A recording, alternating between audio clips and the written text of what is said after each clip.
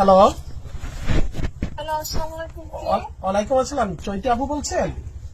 হ্যাঁ, চৈতি। জি জি, আমি ইমতিয়াজ আলী সুজন, রূপসা উপজেলা ছাত্রদলের সেক্রেটারি, খুলনা। ও হ্যাঁ, বলেন। জি, আমি আপনাদের বাসায় গেছিলাম, আপনার আম্মু ম্যাডামের সাথে আমাদের কথা হয়েছে।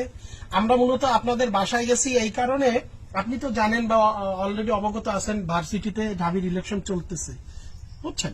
এখন আমাদের ছাত্র দলের পক্ষ থেকে একটি প্যানেল আছে, আবিদ, হামিম এবং মায়ের পরিষদ।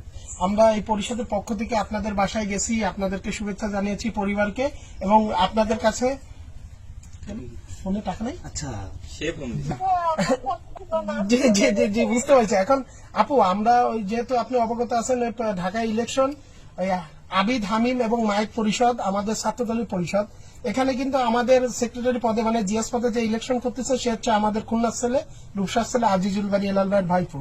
আপনি সেটাও জানেন হয়তো অলরেডি। এখন আমরা আপনাদের বাসায় গেছি, আপনাদের